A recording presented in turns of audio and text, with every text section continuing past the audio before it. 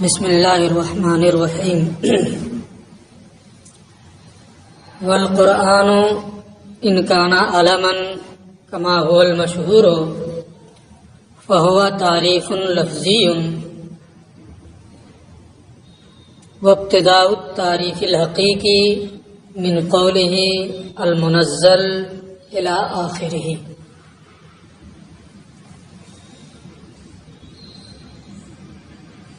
ماتن کے قول امل کتاب کے تعلق سے ملا احمد جیون نے گفتگو مکمل کر لی تھی۔ اس کے بعد تعریف میں انہوں نے کہا فل قرآن، یہاں سے تعریف شروع کر رہے ہیں۔ المنزل علی الرسول المکتوب فی المصاحف المنقول عنہ نقلا متواترا بلا شبہۃ۔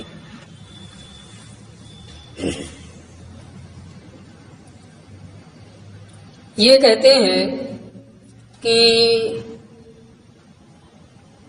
یہاں قرآن سے دو مفہوم، دو چیزیں مراد ہو سکتی ہیں۔ یا تو یہ قرآن علم ہے یا پھر یہ مصدر ہے۔ اگر قرآن علم ہو تو یہ تعریف لفظی ہوگی القرآن کے ذریعے سے کتاب کی، اور تعریف حقیقی المنزل سے شروع ہوگی۔ اور اگر قرآن مصدر ہو، علم نہ ہو، دونوں احتمال ہے۔ اگر اسے مصدر مانیں گے تو القرآن ہی سے تعریف حقیقی شروع ہو جائے گی۔ تو دونوں میں فرق یہ ہے کہ القرآن یہ ہے کیا، مصدر یا علم۔ اگر مصدر ہے تو وہیں القرآن ہی سے تعریف حقیقی کی ابتدا ہے، اور اگر علم ہے تو تعریف حقیقی کی ابتدا کہاں سے ہے؟ المنزل سے۔ تعریف حقیقی معانی مخزونہ کو ممتاز کرنے کے لیے ہوتی ہے، یعنی کسی غیر معروف لفظ کو سامع کے نزدیک جو لفظ زیادہ مشہور ہے اس سے واضح کر دینا۔ جیسے غضنفر کہا، پھر اس کی وضاحت اسد کے ذریعے کر دی، تو اسد یہ زیادہ مشہور اور معروف ہے، تو غضنفر کے بارے میں کوئی پوچھے تو یہ کہہ دیں کہ اسد ہے، یہ کیا ہے؟ تعریف لفظی۔ یہ تعریف لفظی ہے۔ اور صورت غیر حاصلہ کی تحصیل کے لیے ہو تعریف تو وہ تعریف حقیقی ہے، جس کی 4 قسمیں حد تام، حد ناقص، رسم تام، رسم ناقص آپ پڑھ چکے ہیں۔ تو قرآن اگر یہ علم ہو، جیسا کہ اصولیین کے نزدیک یہ مسلم ہے کہ کتاب کا نام کیا ہے؟ قرآن۔ تو اگر اسی کو انہوں نے کہا ہے والقرآن ان کان علما، قرآن اگر علم ہو کما هو المشہور ہو، جیسا کہ یہی مشہور ہے اصول فقہ اصولیین کی اصطلاح میں، فهو تعریف لفظی، تو یہ تعریف لفظی ہے القرآن، کیونکہ کتاب کے مقابلے میں قرآن زیادہ مشہور ہے، تو یہ تعریف لفظی ہوگی۔ وہ ابتداء التعریف الحقیقی، اور تعریف حقیقی کی ابتدا المنزل سے ہے۔ تعریف حقیقی جو ہوتی ہے وہ جنس و فصل سے مرکب ہوتی ہے. تعریف حقیقی جنس و فصل سے مرکب ہوتی ہے.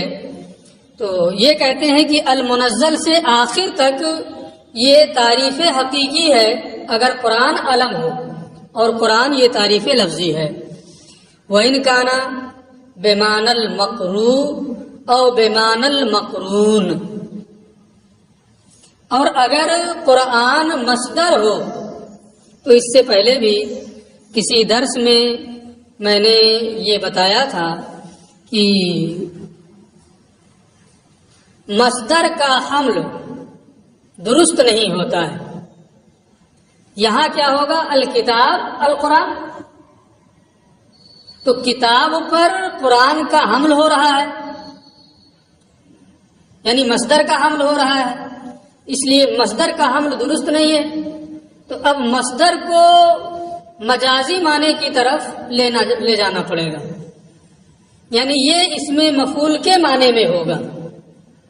اب اس میں مفعول کے معنی میں بھی یا تو یہ قراء سے ہوگا مقروء کے معنی میں، یا قرنا سے ہوگا مقرون کے معنی میں. مطلب یہ ہوگا کہ کتاب جو پڑھی جاتی ہے، جس کی تلاوت کی جاتی ہے، یا یہ کہ کتاب جس کی آیتیں باہم ملی ہوئی اور مربوط ہیں قرنا والی صورت میں. تو اگر قرآن یہ مصدر ہو، وَإِنْ كَانَ بِمَعْنَى الْمَقْرُوءِ، وہی یہاں وہ چیز مختصر کر دے رہے ہیں کہ یہ مصدر ہے اور مصدر کا حمل یہاں درست نہیں ہوگا کتاب پر، اس لیے اس مصدر کو اس میں مفعول کے معنی میں لیں گے تو یا تو یہ مقروء کے معنی میں ہوگا قراء سے، اور مطلب یہ ہوگا کہ اس کی تلاوت کی جاتی ہے، او بمعنی المقرون، یا قرنا یا قرونوں سے مقرون کے معنی میں ہوگا، جس کا مطلب یہ ہوگا کہ جس کی آیتیں باہم مربوط ہیں، ملی ہوئی. فہو جنس الرحم. تو اگر یہ مقروء یا مقرون کے معنی میں ہو قرآن تو قرآن ہی جنس ہے، یعنی قرآن ہی سے تعریف حقیقی کی ابتدا ہو جائے گی. ہر تعریف کے لیے جو تعریف حقیقی ہوتی ہے اس جنس و فصل سے مرکب ہوتی ہے. تو یہ قرآن کیا ہوگا؟ جنس ہے جو ہر پڑھی جانے والی کتاب کو شامل ہے. وما بعد، اور قرآن کے بعد جو انہوں نے ذکر کیا المنزل علی الرسول، جو رسول پر نازل کیا گیا ہے، یہ فصل ہے، یعنی فصل جو معرف کو اس کے ماسوا سے ممتاز کر دے. تو جنس سے تو ممتاز نہیں ہے کتاب، لیکن فصل کے ذریعے سے وہ ممتاز ہو جائے گا. اسی کو یہ کہہ رہے ہیں کہ قرآن کے بعد جو چیزیں انہوں نے ذکر کی ہیں، منزل، مکتوب اور منقول، یہ سب کے سب کیا ہیں؟ فصل ہیں. ان کے ذریعے سے کتاب کو ممتاز ہے. فالمنزل، منزل اعتراض عن الکتب الغیر السماویہ، منزل کہہ کر کے انہوں نے کتب غیر سماویہ سے اعتراض کیا ہے. اب وہ خارج، کتب غیر سماویہ کیا ہیں؟ خارج ہو گئی. وقولہ علی الرسول، پھر یہ کہا کہ المنزل علی الرسول، تو علی الرسول کہہ کر کے اعتراض عن باقی الکتب السماویہ، یہ دوسری آسمانی کتابیں مثلا توریت، انجیل، زبور، ان سے اعتراض ہے، کیونکہ وہ نبی آخر الزماں پر نازل نہیں ہوئی ہیں. اب پھر یہ منزل اور منزل پر گفتگو کر رہے ہیں جو میں نے کل آپ کے سامنے بتائی تھی. والمنزل یجوز ان یقرأ بالتخفیف، منزل کو تخفیف کے ساتھ پڑھنا بھی جائز ہے. المنزل دفعۃ واحدۃ، یعنی جو یک بارگی اتارا گیا ہے، جو یک بارگی اتارا گیا ہے. تو قرآن کی یہ بھی صفت ہے کہ رسول پر یک بارگی اتارا گیا، یا لوح محفوظ سے سمائے دنیا پر ایک بارگی اتارا گیا، اس لیے اسے تخفیف کے ساتھ منزل پڑھنا بھی جائز ہے۔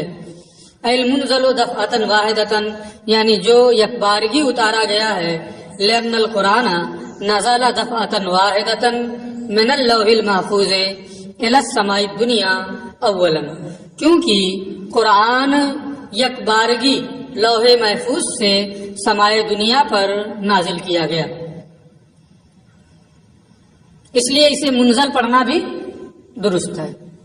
ثم نزل نجما نجما وآیتا آیتا بحسب المصالح والحوائج الیہ علیہ السلام، پھر تھوڑا تھوڑا چند آیت کی مقدار میں مصالح اور ضروریات کے مطابق نبی کریم صلی اللہ تعالی علیہ وسلم پر نازل ہوا، یعنی دفعتاً واحدتاً ایک بار کی سمائے دنیا پر لوح محفوظ سے نازل ہو گیا، پھر وہاں سے بقدر ضرورت 23 سال کی مدت میں نبی کریم صلی اللہ علیہ وسلم پر نازل ہوتا ہے۔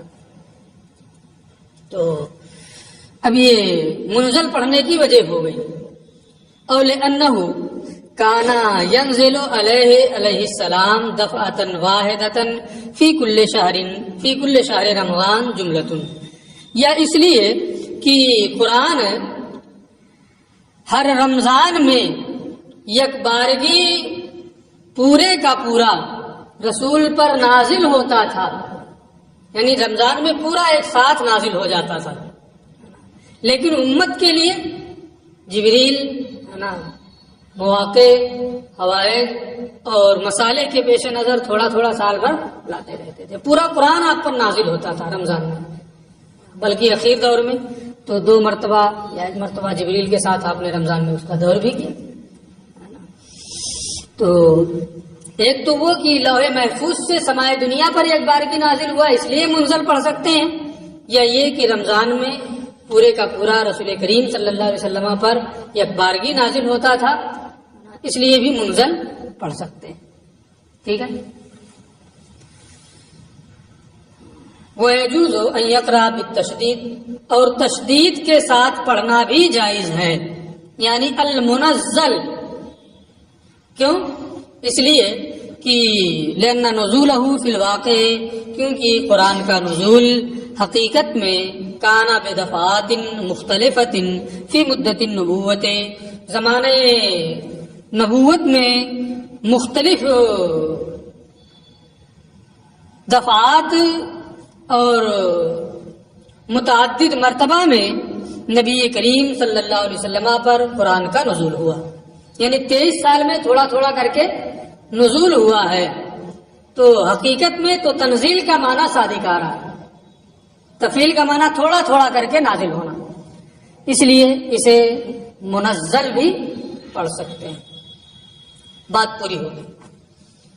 المنزل علی الرسول یا المنزل علی الرسول، یہ کیا نام ہے، فصل ہے، اور اس سے کس چیز سے اعتراض ہے اس کو انہوں نے واضح کر دیا۔ دوسری فصل، المکتوب فی المصاحف، جو مصاحف میں ثابت شدہ ہے، جو مصاحف میں ثابت شدہ ہے، صفت ثانیۃ للقرآن، یہ قرآن کی دوسری صفت ہے، وہ جنس ہے، یہ قرآن کی دوسری صفت، دوسری فصل ہے۔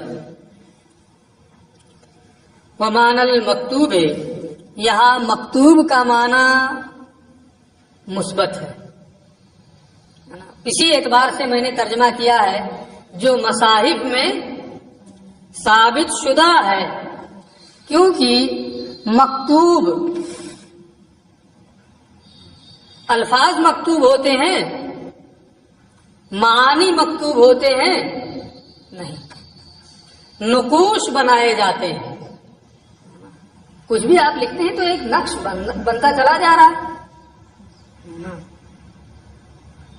معانی یہ مکتوب نہیں ہوتے کیونکہ وہ تو دل میں رہتے ہیں، ذہن میں رہتے ہیں۔ الفاظ یہ زبان ہے، زبان کہاں مکتوب ہوتی ہے نا؟ تو جو مکتوب ہے وہ کیا ہے؟ نقوش ہے. تو انہوں نے جو یہ کہا ہے المکتوب فی المصاحف، جو مصاحف میں مکتوب ہے یہ مکتوب مثبت کے معنی میں ہے. یہ مکتوب کس کے معنی میں ہے؟ مثبت کے معنی میں. جو مصاحف میں ثابت شدہ ہیں. پھر مکتوب کیوں کہا؟ اس لیے کہ نقوش جو مکتوب ہوتے ہیں ان کی بلا واسطہ لفظ پر دلالت ہوتی ہے. نقوش کی لفظ پر آپ نے لکھ دیا نا، یہ ایسے لکھا، کچھ بھی لکھ دیا، المکتوب ہی نقش بنا دیا. اب اس لفظ مکتوب پر اس نقش کی دلالت بلا واسطہ ہو رہی ہے، اور اس لفظ کے واسطے سے پھر معنی پر بھی دلالت ہو رہی ہے اس نقش کی. تو چونکہ وہ نقش لفظ پر دلالت کر رہا ہے اور پھر لفظ معنی پر دلالت کر رہا ہے، اس لیے انہوں نے مکتوب استعمال کیا. یہ کیوں کہہ رہے ہیں کہ المثبت یہ کے معنی میں ہے المکتوب؟ کیونکہ قرآن اس نقش کا نام نہیں. قرآن جو منقوش ہے اس کا نام نہیں ہے. بعد میں آئے گا کہ قرآن ہوا اسم للنظم والمعنی جميعا. قرآن لفظ اور معنی کا نام ہے. قرآن کس کا نام ہے؟ لفظ اور معنی کا نام قرآن ہے، اس نقش کا نام قرآن نہیں ہے. اور لفظ اور معنی یہ تو مکتوب ہوتے نہیں ہیں. مکتوب کیا ہے؟ نقوش. اس لیے جب قرآن نظم اور معنی کا نام ہے اور وہ مکتوب ہی نہیں ہے، مکتوب نقوش ہیں، تو انہوں نے اسی بنیاد پر یہ کہا کہ یہ مکتوب مثبت کے معنی میں ہے. مثبت لفظ بھی ہے، ثابت شدہ وہاں لفظ بھی ہے اور معنی بھی ہے. معنی المکتوب المثبت، مکتوب کا معنی کیا ہے؟ المثبت، یعنی جو مصاحف میں ثابت شدہ ہیں. کیوں اسے مثبت کے معنی میں لے رہے ہیں؟ لأن المکتوبہ فی الحقیقت هو النقوش دون اللفظ والمعنی، کیونکہ مکتوب حقیقت میں تو نقوش ہے، لفظ اور معنی مکتوب نہیں ہے. اور قرآن لفظ اور معنی کا نام ہے. وَإِنَّمَا هُمَا مثبتان فی المصاحف، ہاں لفظ اور معنی مصاحف میں ثابت شدہ ہیں. فاللفظ مثبت حقیقتاً، اور لفظ حقیقتاً مثبت ہے کیونکہ وہ نقش بلا واسطہ لفظ پر دلالت کر رہا ہے، اس لیے لفظ یہ حقیقتاً مثبت ہوگا. والمعنی مثبت تقدیراً، اور معنی تقدیراً مثبت ہے کیونکہ نقش بالواسطہ معنی پر دلالت کر رہا ہے.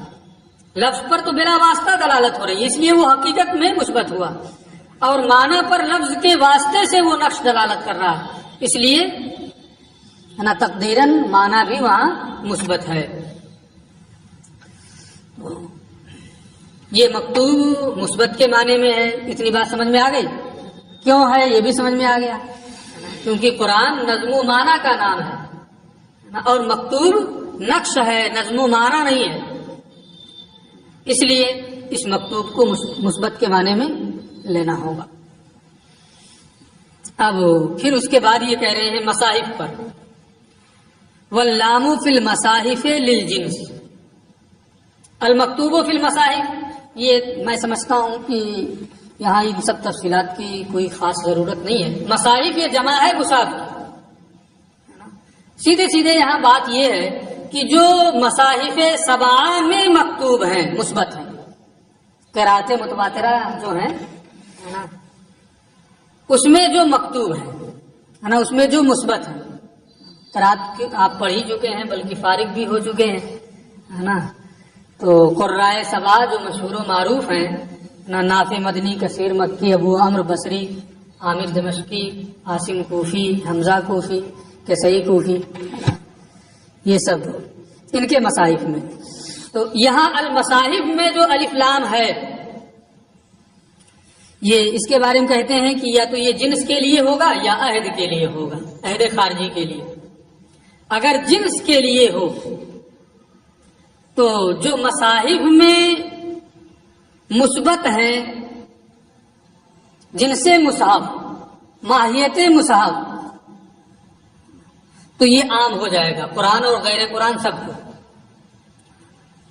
تو حالانکہ یہاں قرآن کے بارے میں بتانا ہے. یہ کہتے ہیں واللام فی المصاحف للجنس، مصاحف میں جو لام ہے وہ جنس کے لیے ہے. ولا یضر تعمیمہ، اب رہا یہ کہ یہ عام ہو جا رہا ہے جنس کے معنی میں لینے کی صورت میں، تو یہ کہتے ہیں اس کا عام ہونا کوئی ضرر نہیں دے گا. کیوں نہیں ضرر دے گا؟ ولا یضر تعمیمہ لغیر القرآن، غیر قرآن کے لیے اس کا عام ہو جانا کوئی ضرر نہیں دے گا. لأن القید الاخیر یخرجہ، اس لیے کہ غیر قرآن کو جو آخری فصل ہے المنقول عنہ نقلا متواترا وہ اس کو خارج، غیر قرآن کو خارج کر دے گا. تو المصاحف میں الف لام جنس کے لیے ہے. رہا یہ کہ یہ قرآن اور غیر قرآن سب کو عام ہو جا رہا ہے، تو یہ بتا رہے ہیں کہ اگر اس فصل سے غیر قرآن خارج نہ بھی ہو تو کوئی پریشانی نہیں، کیونکہ فصل اخیر سے غیر قرآن خارج ہو جائے گا اور کتاب پورے طور پر دوسرے تمام کتب سے ممتاز ہو جائے گی، ہے نا. یہ تو عہد خارجی کی صورت میں وضاحت ہوئی. اور للعہد یا المصاحف میں جو الف لام ہے وہ کس کے لیے ہے؟ عہد خارجی کے لیے. اور معہود کیا ہے؟ ہوا مصاحف القراء السبع، قراء سبع کے مصاحف یعنی قراءت متواترہ کے جو مصاحف ہیں وہ. تو اب عہد خارجی کے اس کو یہ معہود قراء سبع کے مصاحف ہیں. یہاں یہ ہوگا کہ قراء سبع کے مصاحف کا ذکر تو آیا نہیں ہے، وہ معہود کیسے ہو گئے؟ اس کا یہ جواب دے رہے ہیں وہ متعارف بین الناس، قراء سبع کے جو مصاحف ہیں وہ لوگوں کے نزدیک متعارف مشہور و معروف ہیں. لا یحتاج الی ان یعرف، اس کے تعریف کی کوئی حاجت نہیں ہے. تو ان کی شہرت کی بنیاد پر الف لام کو عہد خارجی کے لیے مان کر کے اس کے جانب راجع مانا جا سکتا ہے، کوئی پریشانی نہیں. فیقال ہوا ما کتب فیہ القرآن، کہ اب اگر یہ ہو کہ الف لام یہ عہد کے لیے ہے اور معہود قرآن ہے، معہود قرآن ہے، تو قرآن کے بارے میں جب پوچھیں گے تو کیا جواب دیں گے؟ ما کتب فیہ المصحف، ما کتب فیہ المصحف جس میں مصحف لکھا گیا. اور جب مصحف کے بارے میں پوچھیں گے تب کیا کہیں گے کہ قرآن. تو ایسے پوچھتے رہیے قرآن کیا ہے، ما کتب فیہ المصحف، مصحف کیا ہے، قرآن ہے، دور ہے کہ نہیں. اگر تعریف کریں گے آپ تو دور لازم آئے گا. یہ اسی سے بچنے کے لیے کہہ رہے ہیں کہ تعریف کی کوئی ضرورت نہیں، کیونکہ یہ بہت ہی مشہور و معروف ہے اور شہرت کی بنیاد پر اس کے تعریف کی کوئی ضرورت نہیں ہے کہ آپ دور میں پڑھ جائیں. سب جانتے ہیں تعریف کی کوئی حاجت نہیں ہے، دور میں پڑھنے کی ضرورت نہیں. وہ متعارف بین الناس، اور یہ لوگوں کے درمیان مشہور و معروف ہے.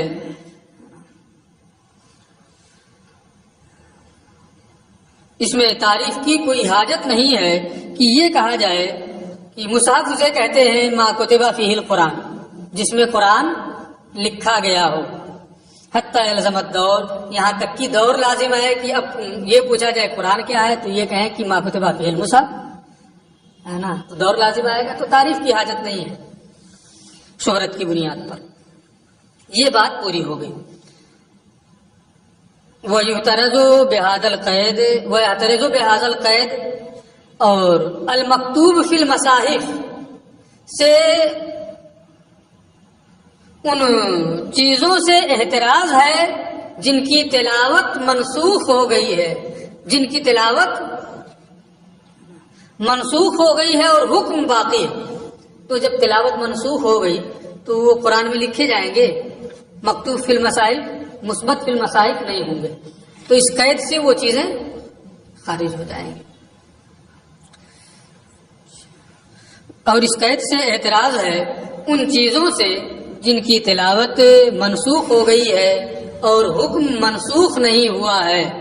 جیسے اللہ کا یہ ارشاد ہے الشیخ والشیخۃ اذا زنیا فرجموہما نکالا من اللہ واللہ عزیز حکیم. بوڑھا اور بوڑھی جب وہ زنا کریں تو انہیں رجم کرو، سزا اللہ کی جانب سے، اور اللہ غلبے والا حکمت والا ہے. یہ منسوخ التلاوہ ہے، تلاوت منسوخ ہے لیکن حکم باقی، قرآن میں مثبت نہیں ہے. تو اب اس طرح کی آیتوں سے، اس طرح کے اللہ کے فرمان سے یہاں اعتراض ہو گیا کیونکہ یہ مثبت فی المصاحف نہیں ہے. اسی طریقے سے حضرت ابی کی جو قرات ہے اور ابی جیسے لوگوں کی جو قرات ہے، جو قرات متواترہ نہیں، مما لم یکتب فی المصاحف السبع، جو مصاحف سبع میں مکتوب اور مثبت نہیں ہے، ان سے بھی اعتراض ہے. اب بعد میں ابھی ہے نا اس کی کچھ مزید مثالیں آئیں گی. تو اس قید کے ذریعے سے کس چیز سے اعتراض ہوا اس کو بھی انہوں نے بیان کر دیا.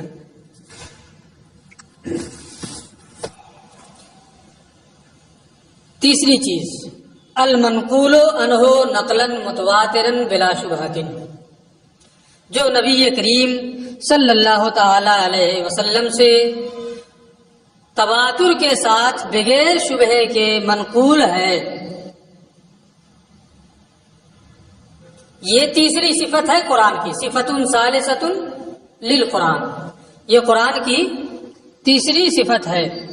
اے المنقول عن الرسول علیہ السلام نقلا متواترا بلا شبہۃ فی نقلہ، یعنی جو نبی کریم سے تواتر کے ساتھ منقول ہو، جس کی نقل میں کوئی شبہ نہ ہو. اس تیسری قید کے ذریعے سے کس سے اعتراض کرنا مقصد ہے؟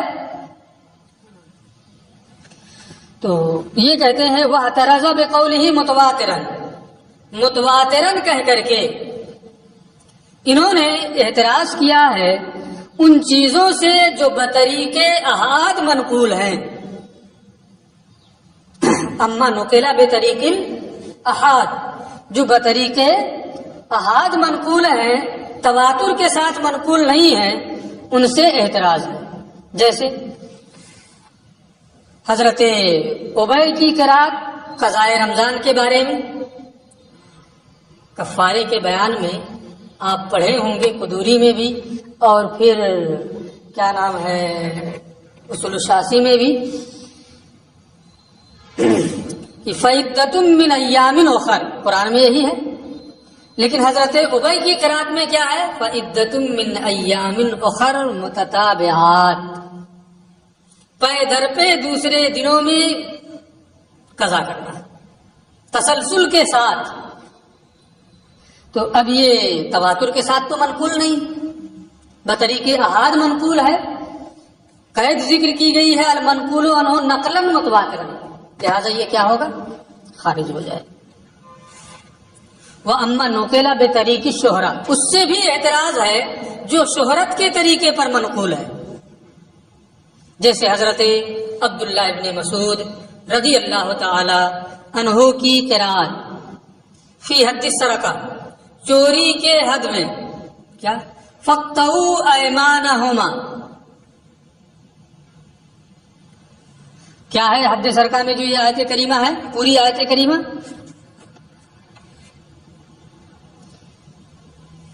اور آیت کریمہ کیا ہے؟ فَقْطَعُوا أَيْدِيَهُمَا، ان کے ہاتھ کاٹو. اور یہاں کیا ہے؟ فَقْطَعُوا أَيْمَانَهُمَا. یہ قرات مشہورہ ہے حضرت عبداللہ ابن مسعود رضی اللہ تعالیٰ عنہ سے. تو قرات وہ قراتیں جو بطریق احاد منقول ہیں یا وہ جو بطریق شہرت منقول ہیں ان سب سے نقلاً متواتراً کہہ کر کے اعتراض کیا گیا. اور کفارہ یمین میں ہے فصیام ثلاثت ایام متتابعات، کفارہ یمین میں بھی کہ 3 دن کا روزہ رکھنا تسلسل کے ساتھ. قرأت متواترہ میں متتابعات نہیں ہے تو اور مشہورہ میں متتابعات بھی ہے، تو اس کے ذریعے سے نقلاً متواتراً کہہ کر کے اعتراض کیا گیا. ٹھیک ہے. اب یہ ہے کہ سب سے تو اعتراض ہو گیا ان منقول عنہ نقلاً متواتراً جب کہہ دیا تو جو بطریق احاد منقول ہیں ان سے بھی اعتراض، جو بطریق شہرت منقول ہیں ان سے بھی اعتراض ہو گیا. بات پوری ہو گئی. بلا شبہتن کہنے کی کیا ضرورت تھی، ہے نا. جو نقل متواتر کے ساتھ منقول ہوگا اس میں شبہ ہوگا. پھر جب اس میں شبہ ہی نہیں ہے تو پھر بلا شبہتن بڑھانے کی کیا ضرورت ہے. اس کو یہ کہتے ہیں وقولہ بلا شبہتن. بلا شبہتن جو ماتن نے صاحب منار نے کہا ہے، جمہور کے مذہب پر یہ صرف تاکید ہے. اسی نقلاً متواتر کی تاکید کے لیے اس کو ذکر کر دیا تاکہ کسی کو یہ وہم نہ ہو کہ متن قرآن جو ہے کبھی بطریق احاد بھی منقول ہوگا. تو بلا شبہتن یہ تاکید کے لیے ہے. یہ کس کا مذہب ہے؟ جمہور کا مذہب ہے. اور دوسری وجہ بولے انا کل ما یکون متواترا یکون بلا شبہتن، کیونکہ جو بھی نقل متواتر کے ساتھ منقول ہوگا اس میں شبہ نہیں ہوگا، اس لیے یہ تاکید ہے. وہ عند الخصاف اور امام خصاف کے نزدیک بلا شبہتن یہ قرأت مشہورہ سے احتراز ہے. اصل میں امام خصاف کے نزدیک یہ ہے کہ متواتر کی 2 صورتیں ہوتی ہیں. ایک تو مشہور بھی ان کے نزدیک متواتر کی ایک نوع. تو جب متواتر ان کے نزدیک مشہور متواتر میں شامل ہے تو متواتر کہنے سے جو مشہور قرأتیں ہیں وہ خارج نہیں ہوں گی. اس لیے ان کے مذہب کے مطابق بلا شبہتن بھی بڑھا دیا تاکہ قرأت مشہورہ ان کے مذہب کے مطابق بھی خارج ہو جائے.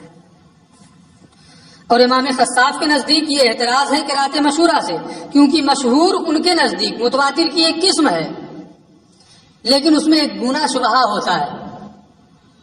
اس میں ایک گنا شبہ ہوتا ہے، اس لیے بلا شبہتن بھی بڑھا دیا تاکہ ان کے مذہب پر بھی جو قرأت مشہورہ ہیں وہ خارج ہو جائیں.